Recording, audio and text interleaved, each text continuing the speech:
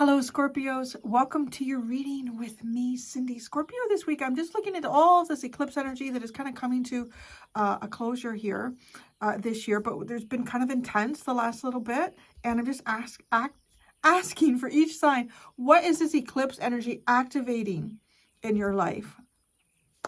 I think you have one of my favorite ones this week. Not that I should have favorites. Okay, y'all guys, you know how I feel about Scorpio too. Just get group hug, group. Anyways. I love what you have. The cards that came out for you, the oracle cards that we started with, are really showing me that you have been doing some sort of hard work here. And this is the hard work in life where your head is down. You are not doing anything glamorous. You are maybe even day in and day out and doing this over and over and over again. And it's something that you may not, when you're doing it, you're not really getting the reward from it yet. It's kind of like, it's like building a basement. It's like building a basement to a house that you're eventually going to have, right? Let's say, as an example. Or it could be like, maybe you have an artistic project that you want to do, but you're going to be working with mediums you've never used before. You're going to be working at a size that you've never done before. And so you spend a lot of time researching the different mediums, experimenting and figuring out what works and what doesn't work. And like you put in a lot of time and you're not really seeing the result of what you envisioned, right? What you initially envisioned or have been imagining for yourself. I'm telling you what this eclipse is opening for you, my darlings. This eclipse is opening that point where you step back. You step back and you go, holy fuck. I did that. I fucking did that. Look at that. Look at that. These are the two cards that came out. Lay a solid foundation, pride. That's what's being activated here. So you could even, like, this could even be the point, like that idea of this, some sort of artistic installation or project, and you've done all the work and now you're starting to put it in. And maybe it is too, like maybe you're like laying down the bricks or the masonry block to create this basement, and you planned ahead, like you made sure you picked the right spot where there was ample natural drainage. You have leveled it. You put down a good crushed gravel base. I don't even fucking know. I'm just guessing what you would do if you're going to build a basement. You put that down, right?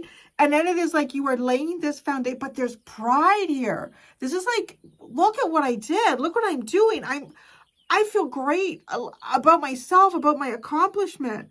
I deserve to feel good about this because I can see the results. I've really worked hard here. I fucking love when I say it's one of my favorite ones this week. I am not kidding.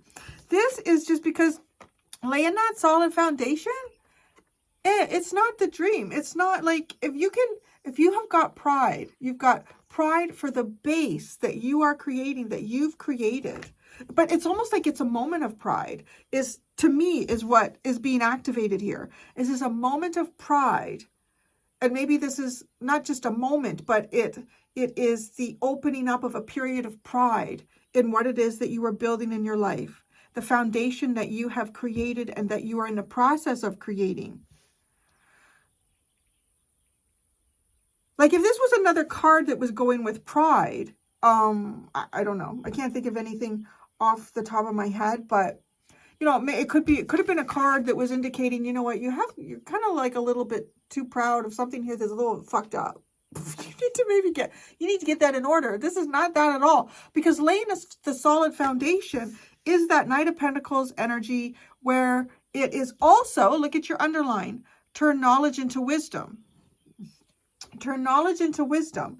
So, right, because people can experience things. Lots of people can experience things and go through life and not really turn it into wisdom. Like, no, not really turn that into wisdom. Sadness is the underline though. So I'm finding that interesting, right? Maybe this is like when you don't build that solid foundation, when you don't do that, it doesn't work. 5 years into, you know, having built the house on the foundational basement, whatever that you built it on, it starts to crumble. It starts to fall apart, or it starts to become difficult to maintain. I think a lot of times we're kind of like the Leaning Tower of Pisa, right? We're always trying to, like, instead of just letting it fall over, we spend a lot of time trying to keep it suspended, or a lot of resources and a lot of mental energy trying to keep like something going that is meant to fall over. A lot of emotional energy in something that is like precariously like wobbling here. So this is telling me that you've learned from experience here, and you know what you need to do, and you're not taking shortcuts. This is not the energy of somebody who's taking shortcuts, particularly with this card here, because it could be having learned the hard way in life. And someone who's learned the hard way, to me, takes that lesson throughout life with them, right? It's one thing I think about. I think about my grandparents, and just, I'm very fortunate that the house that I live on, the property of the house that I'm on, there's a ton of apple trees, and I happen to have a pear tree, and the bounty that just, I feel like it's just like it comes from the sky. And you know, I appreciate it. And when my grandparents grew up in like the Depression and lived through the Second World War, and I can remember as a child, like, they did not waste a fucking thing. They did not waste a fucking thing, right? And that is very different from them telling someone, like telling their own children, telling the baby boomers, you know what?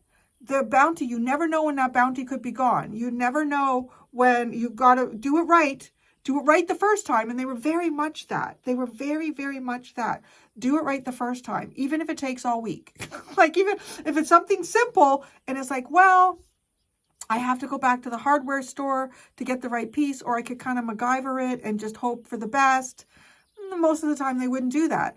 And right, so I'm saying here, like, when you have lived through it and you have experienced it, I personally, my own take on it is that that lesson lives with you for the rest of your life, as opposed to like, right, what do they call it? What is their generation was called? The greatest generation or something like that. Although I think my grandfather was born before that in 1918. Anyways, but right, like, they went through a lot, and they took those lessons with them to the grave. They lived like that to the grave.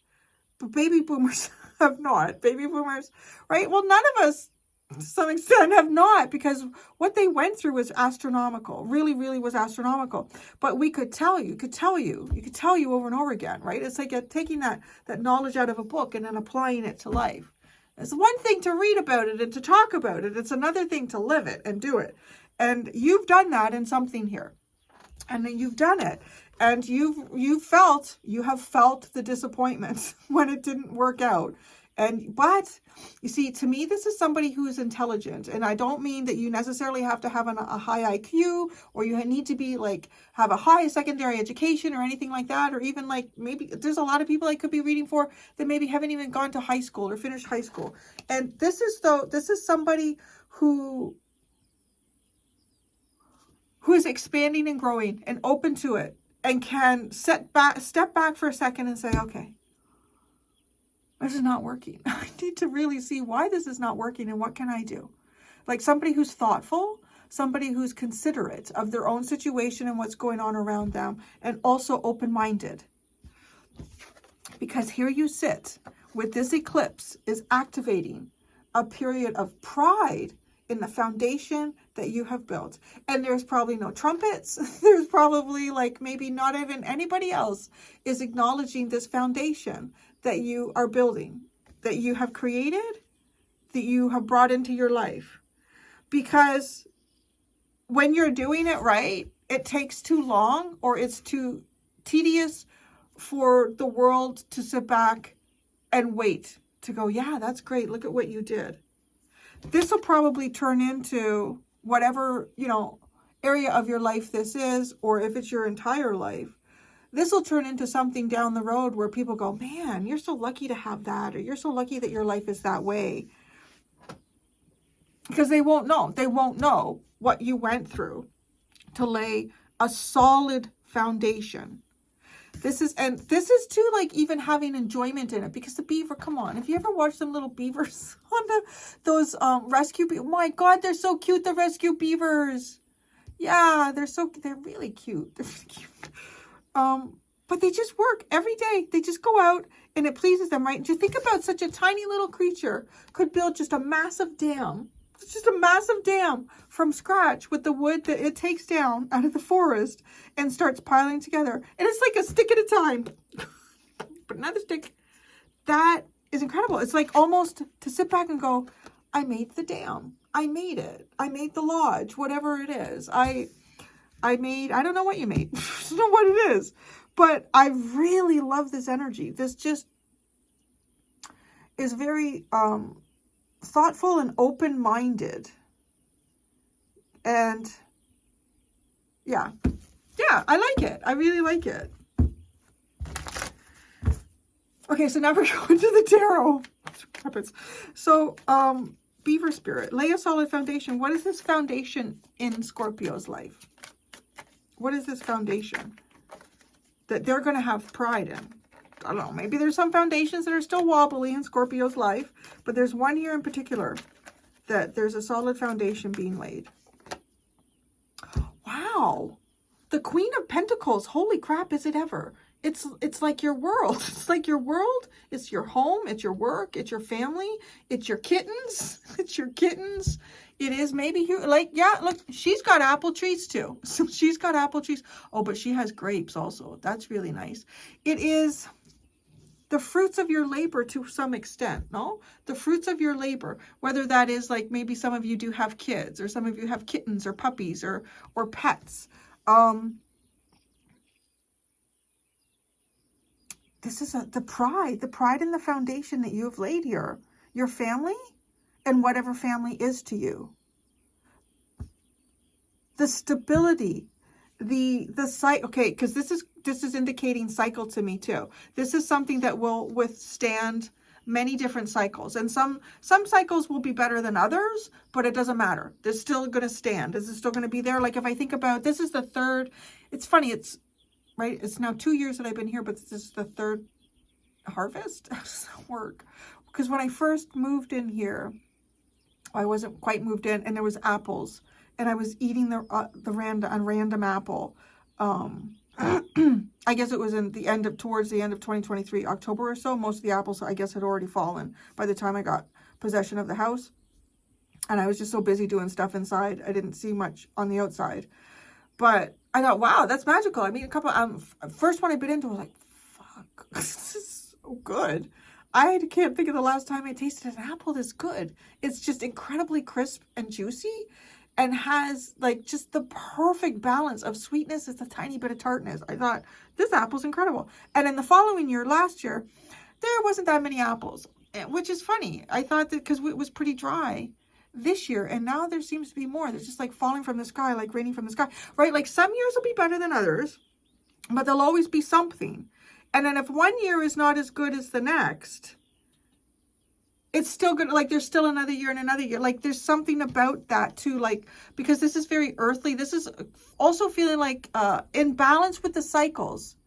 In balance with the cycles of life. That's part of this foundation that you're laying here. Is that you may have peaks and plateaus and dips in whatever this is for you, but it will sustain. It will be okay. The Queen of Pentacles. You could even be doing something right now. You could be doing something right now, and you may not have any idea of how foundational this is to your future. Like you could be doing something like that could be approaching though, because you'll be like, wow, look at that. Look what I did. The Queen of Pentacles. The Two of Pentacles. Well, keeping balance. Balance in many things. Maybe more than one foundation. The Seven of Swords. Foundation. Oh, and the Tower. Lay a solid foundation. This feels like open and honest foundation. An open and honest foundation.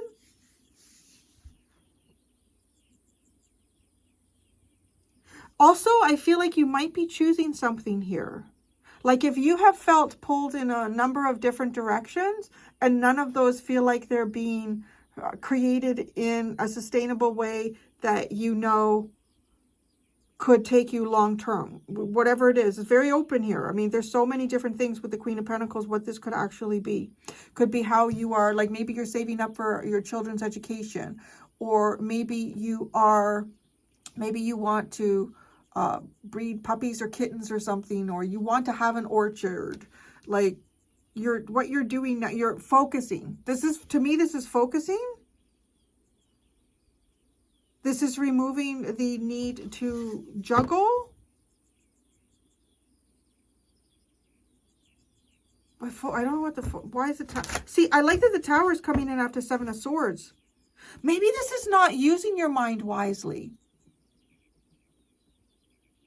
The Seven of Swords is not using your mind wisely. That's how I'm seeing this. Because you do now, right? When you weren't using your mind wisely, when you weren't turning knowledge into wisdom, it was sad. When there's information there, but you chose not to use it, or you chose not to look at it, it resulted in a sadder period of time for you. So this is using your mind wisely. Is this stable? This is not stable. That's not stable, is it? No, that's not stable. But you are laying a stable foundation, a solid foundation. This is not a solid platform. If something happens here and unexpected, the whole thing could go tumbling down, right? Pride.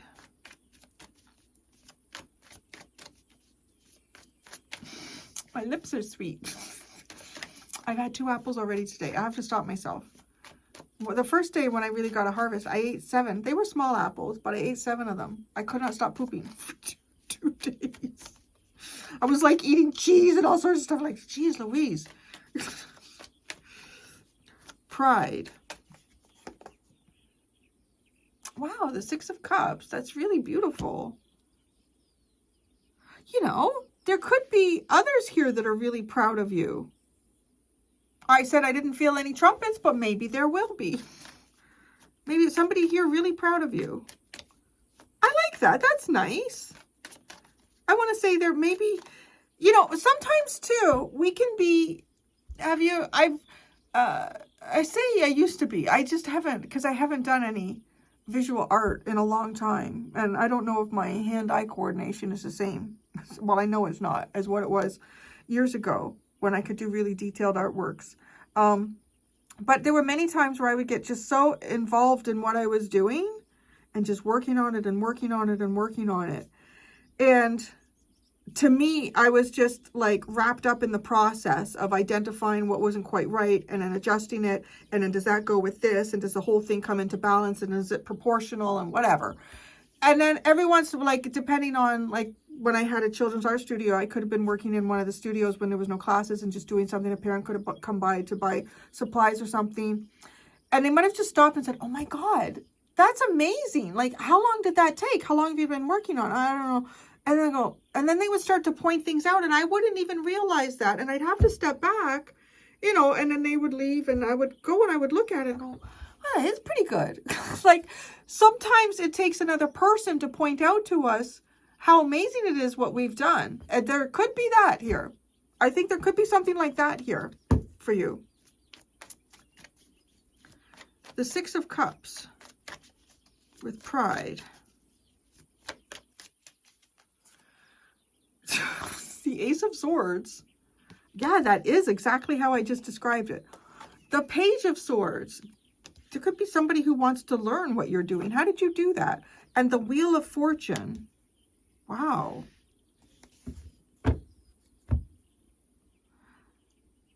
This is like, I feel like somebody here is, okay, 6 of Cups is also you though. So that's interesting. 6 of Cups is also a Scorpio card. And it's from the past. It could be you thinking about who you were in the past and realizing like how far it is that you've come from these sort of scenarios or these sort of cycles and situations and circumstances that you would find yourself in. Because this is like seeing. This is seeing and knowing And this is through being, I want to say the Page of Swords is definitely open-minded. The Page of Swords is open-minded to learn, right? And I think it's cool too because he's dropped his books and it's almost like, oh, okay, there's a new book or there's a new piece of information here. It's not the only thing that is being, that we're clinging on to. And sort of like, it's looking up into, they're both into the sky, right? Into the sky. The Wheel of Fortune. This is, I don't know. I feel like this is something that is changing your, it's changing your future. It could be changing your finances in some way positively here too. It's understanding how you can also play a part in, to some degree, how positive or negative your tomorrow is. Also it's recognizing that. It totally is. Seeing that where you've come from and where you are today. Or maybe this is something that starts to unfold for you in the next few days or weeks because it's activating it. It's activating it. The underline is the Hierophant, the Eight of Swords, and the Two of Cups. It feels a little bit like blinded by some type of responsibility here or some sort of tradition that prevents us from seeing, you know, how we can equally be with other people or how we can share ourselves equally or connecting with a friend. But that is also turn knowledge into wisdom. Sadness. This could be lessons from past relationships as well too. What makes a relationship successful? What does not make a relationship successful? Well, I'm going to go do the extended, Scorpio. In the extended, I am going to ask, what is this eclipse exposing in your life? Deeper Scorpio. What is this eclipse energy exposing for Scorpio? There's two options in the description below if you'd like to follow me to the extended. Thank you so much, Scorpios. Until next time, be gentle with yourselves. Bye.